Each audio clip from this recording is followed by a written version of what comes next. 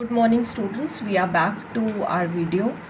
We were discussing Indian economy on the eve of independence, and we have already discussed low level of economic development, low rate of growth in agriculture sector, slow growth of industrial sector and foreign trade. In yesterday's Zoom class we have discussed foreign trade and we'll be revising it in the next class. Now today I am sending you the video of demographic condition. The meaning of demography is population. So we are evaluating the condition of population in terms of quantity and quality.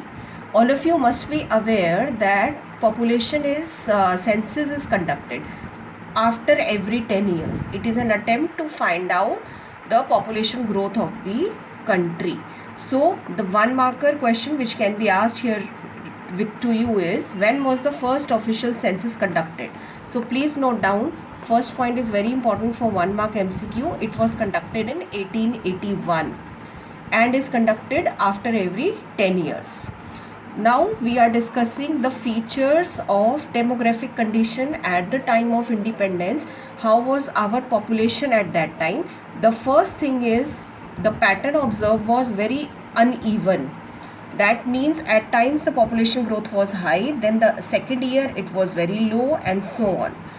However, for our estimation purpose, we take 1921 as a dividing year. It is also called year of great divide.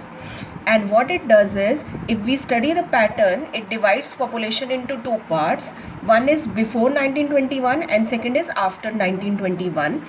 Pre-1921, population growth was highly erratic and uneven. That means it was slowing down, it was rising, year to year variation was observed. But after 1921, high population growth was observed. That means population growth had been steadily rising after 1921. So again a 1 marker question, what is the importance of the year 1921? It divides the population into two parts. One is erratic, the other is steady rise.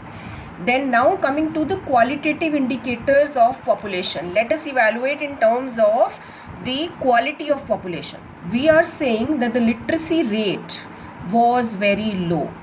Less than 16% literacy rate was there at that time.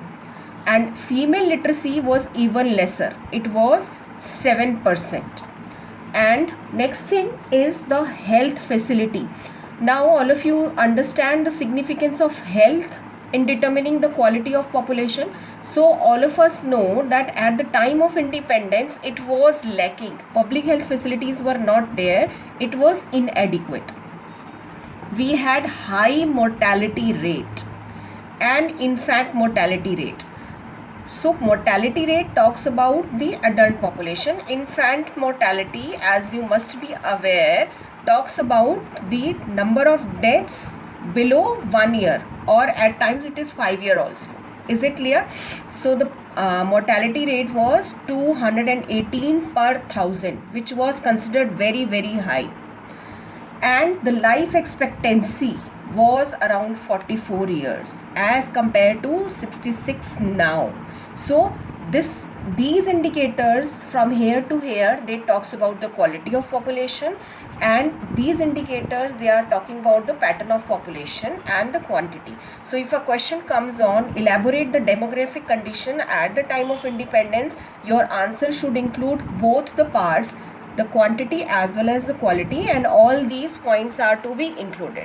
1 markers can be expected on the data. What was the life expectancy at that time, infant mortality at that time, what is the importance of the year 1921, and so on.